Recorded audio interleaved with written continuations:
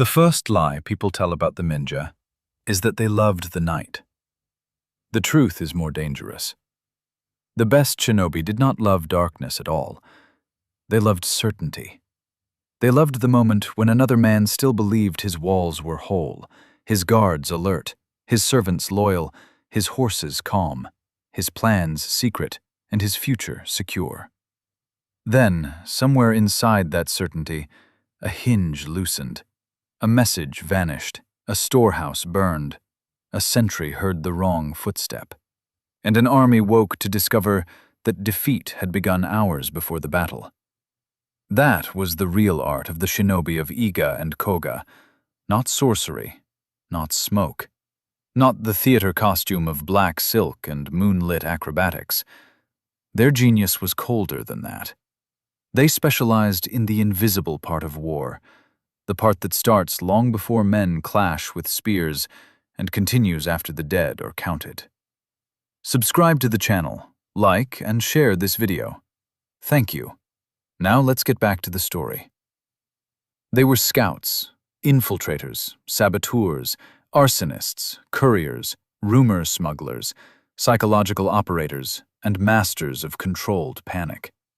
If the samurai was the visible edge of power, the shinobi was the hand closing on the throat from behind that edge. To understand why they became feared, you have to begin with the land that made them. Iga and Kōga were not glittering capitals. They were hard country. Mountain basins, narrow paths, wet forests, hidden approaches. Places where a traveler could vanish without magic. Where local men knew 10 ways across a ridge and strangers knew none. These regions sat close enough to the great political heart of Japan to hear the pulse of events, yet far enough in their rough terrain to cultivate autonomy, stubbornness, and secrecy. Authority did not flow smoothly into country like this. It snagged on slopes, villages, family alliances, and armed local networks. Out of that friction came a particular kind of warrior culture. Practical, unsentimental, and deeply skilled in using terrain, disguise, timing, and patience. Later generations wrapped that culture in legend, but its roots were political and geographic. A hidden war grows best in a place already shaped by concealment. The shinobi did not rise first as glamorous assassins. They rose because warlords needed eyes. No army moves intelligently without knowledge. How deep is the moat? Which gate rots in rain? How many guards drink? Where is the grain stored? Which commander hates which ally? Which road turns to mud after one storm? Which messenger can be bribed? Where do the horses panic if fire breaks out? A spear can kill a man. Information can kill a campaign.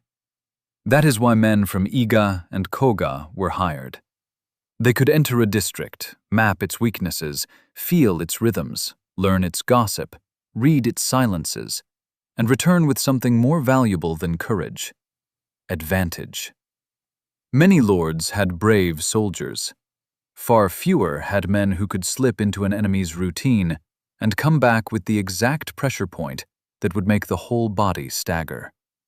This is also why recruitment did not look like the romantic fantasies people imagine. There was no glowing lantern ceremony where a boy was suddenly pronounced a creature of shadow. The world that produced shinobi was built from local warrior families, village leagues, retainers, guides, messengers, woodsmen, mountain practitioners, and men who understood how to survive outside the formal etiquette of courtly war.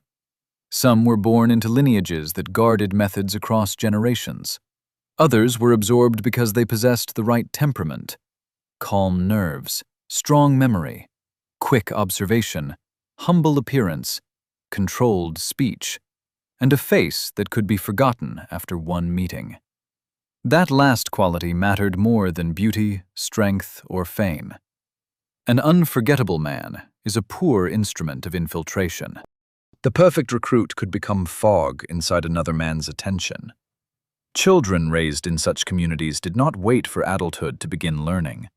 Their education started in fragments, in the way the most dangerous crafts often do. Walk without disturbing gravel. Watch a room before entering it. Memorize landmarks backward as well as forward. Learn how different classes speak, bow, and lie. Learn to carry a message without looking like you carry one. Learn to read weather from the skin, not from the sky. Learn which dogs bark at strangers and which bark at fear. Learn the habits of farmers, monks, merchants, guards, and drunk men. Learn how to climb not like a hero, but like a patient animal. Learn how to fall and continue moving. Learn how to be cold, hungry, wet, and silent without letting your mind grow noisy. Most military elites are forged by repetition. Shinobi were forged by repetition under uncertainty. A swordsman can train for the duel he expects. A shinobi trains for the mistake he cannot predict. Their daily life was less exotic than people hope and more severe than people imagine. There were no permanent fireworks of mystery. There was labor, travel, observation, waiting, repair, food carried carefully because hunger makes noise, clothing chosen not for drama, but for context. A man disguised as a porter needed the body language of a porter. A supposed monk needed the right humility in the shoulders and the right rhythm in the feet. A merchant had to sound bored by profit, not excited by danger. This required study almost theatrical in its precision, except failure here did not cost applause. It cost fingernails, family members, and often the village that sheltered you. The shinobi art was therefore brutally communal. One man's carelessness did not end with one man. Secrecy was not a style. It was mutual insurance. This is one reason the famous image of the ninja in pure black is misleading. The best infiltrators often entered in daylight. Night hides the body, but daylight hides intent. A man creeping under a wall at midnight announces his purpose to everyone who spots him. A vendor, laborer, priest, messenger, or pilgrim passing through the front gate may be remembered by no one at all. The real invisibility of Iga and Kōga lay not in darkness, but in social fluency. They could pass through layers of society by adjusting voice, posture, pace, and purpose. They understood that most people do not truly see what belongs to the ordinary order of things. Anything expected becomes invisible. A bucket, a prayer bead, a rope, a delivery, a bowed head. That was the battlefield where they were most lethal. Not the rooftop, but the human tendency to ignore what seems to fit. Their training, therefore, stretched far beyond weapons. Yes, weapons mattered, but the shinobi manuals and traditions place astonishing weight on memory, signaling, medicine, endurance, terrain reading, deception, and survival. A mission might require fire setting, covert entry, escape across hills, coded communication, observation of guard rotations, and the ability to blend into a village for days without fraying under pressure. They studied knots, routes, tools, seasonal patterns, and improvised means of crossing obstacles. They learned how to move supplies quietly, how to use common implements without attracting suspicion, how to scatter caltrops to break pursuit, how to distract without revealing themselves, how to open disorder like a seam in fabric. This is what made them terrifying. They turned ordinary objects into operational advantages and ordinary moments into openings. Where others saw a kitchen, they saw fuel, smoke, confusion, and paths of exit. Popular culture loves the sword because it photographs well. Real shinobi respected utility. Their gear had to travel, hide, adapt, and survive scrutiny. A short blade could be used, but so could the tools already common in rural life. Rope, hooks, small blades, containers, powders, lamps, spikes, mallets, writing materials, medicine, food tablets, flint, needles, simple disguise pieces. Even when specialized weapons were present, they existed within a larger logic of mission design. Shuriken were not magical Death Stars hurled to announce identity. They were small, concealable tools for distraction, injury, delay, or creating the instant of flinch that buys escape. Caltrops did not win glory, but a horse screaming on them in the dark can wreck a pursuit. Fire arrows are dramatic. An ember placed in the correct dry place with the correct wind is more frightening because no one notices until fear is already walking. The psychology of their craft may be the most fascinating element of all. A strong shinobi did not merely suppress fear, he studied it in others. He knew that men guarding a gate do not fear the same things at the first hour of night as they do before dawn. He knew hunger shortens tempers, boredom dulls suspicion, grief makes servants careless, pride makes officers blind, and routine is the sweetest sleeping drug ever brewed by war. The shinobi entered enemy space not just to move physically, but to move emotionally through it, nudging attention here, relieving it there, planting comfort in one mind and unease in another. Rumor was a weapon. Delays were a weapon. False certainty was a weapon. If the enemy began seeing threats where none existed, he wasted strength. If he failed to see the real threat because it wore the face of normality, he was already losing. This is why shinobi warfare feels modern. It targets perception before flesh. And then there was the matter of spirit. Here, the popular imagination often runs wild, yet behind the myths lies something more interesting than cheap magic. The mountain cultures around Iga and Kōga were touched by shugendo, the discipline of ascetics who trained in harsh terrain, tested body and mind, and treated mountains as places of ordeal, purification, and sharpened awareness. Whether every operative performed elaborate esoteric rites is less important than the psychological climate such practices nourished. Breath control, composure, detachment, endurance, ritual focus, and the ability to keep the mind steady under threat were not ornaments. They were operational assets. A man who can slow panic can make better choices. A man who believes he has stepped beyond ordinary fear may move with frightening calm through extraordinary danger. Hand signs, invocations, disciplined breathing, and ritual preparations could serve as anchors for concentration. The point was not to become supernatural. The point was to function while others broke. That composure mattered because shinobi work was intimate with failure. A samurai on a battlefield could be swept along by formation, noise, and comrades. A shinobi often worked alone or in small cells, with no trumpet to drown his heartbeat. He might wait under a floor while sandals passed above him. He might travel for days in a false identity, aware that one wrong regional phrase could expose him. He might stand smiling before the man he intended to ruin.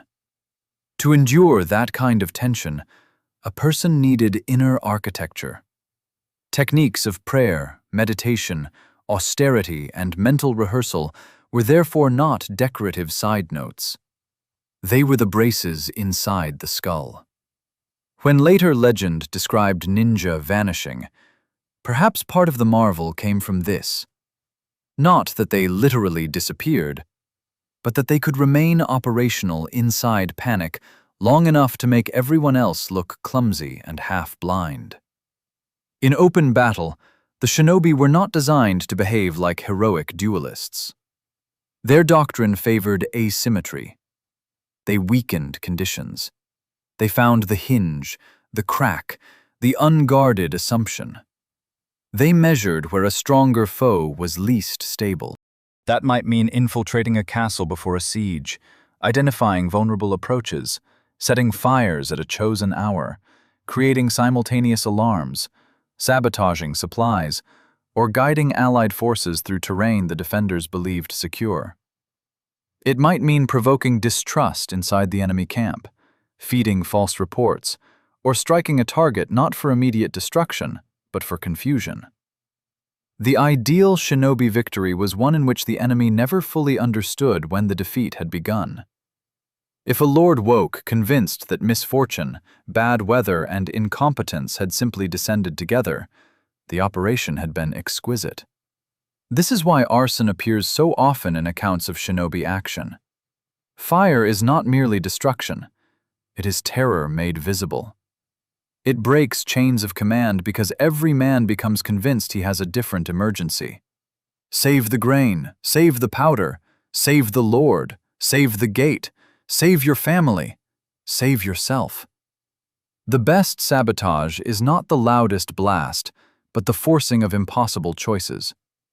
A castle under fire becomes a mind under fire. Even a false alarm reshapes behavior. Shinobi understood this with ruthless clarity. Set flame where smoke travels into sleeping quarters. Ignite where horses panic first. Strike where the defenders must divide. A small team could make a much larger force feel surrounded by disaster. The cruelty here was strategic. Not killing for spectacle, but making fear do additional labor after the initial act. The chronicles and later traditions preserve flashes of such operations. Koga men were credited with raids and infiltration in the age of Tokugawa Ieyasu's rise after Okehazama.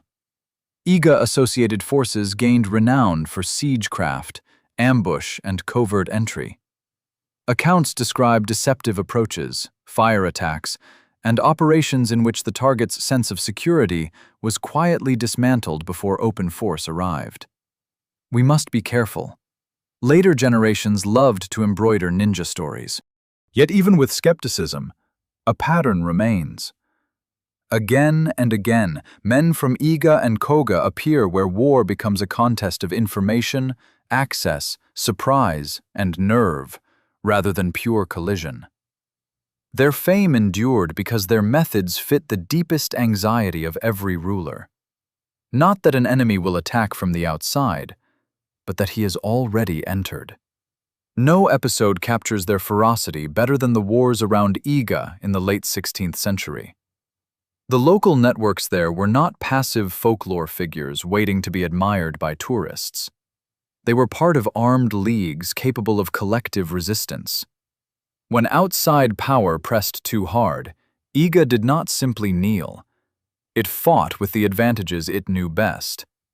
Knowledge of terrain, coordination among local groups, and the flexible violence of an enemy who does not meet you where you are strongest. One invasion failed, another met hard resistance, but the age was brutal, and Oda Nobunaga's power was no legend. In 1581, the destruction that fell on Iga was severe enough to scar memory itself. Villages were devastated, networks were scattered. Survivors fled, adapted, or entered new service. This is important. The shinobi were feared not because they were invincible, but because even when crushed, they proved how dangerous a hidden society could become when war taught it to weaponize every path and every rumor. From those ruins, the invisible war did not vanish. It changed employers and forms. Men linked to Iga and Kōga later served larger powers, including Tokugawa networks.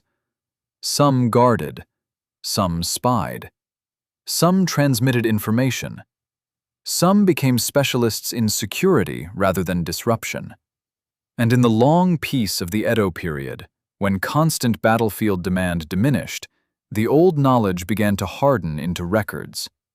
Manuals such as the Bansen Shukai gathered techniques, principles, and inherited wisdom so that the art would not disappear entirely into nostalgia and boast.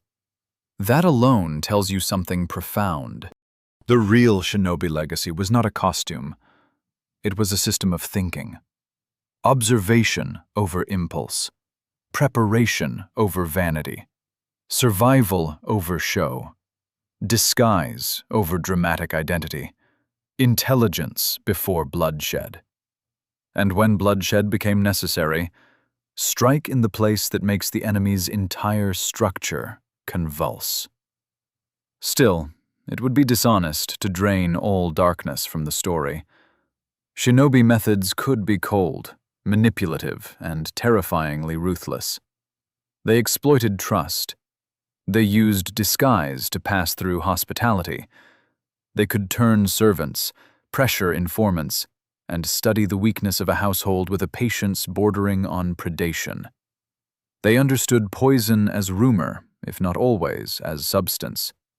The suspicion that a cup may be tainted can be as destabilizing as poison itself.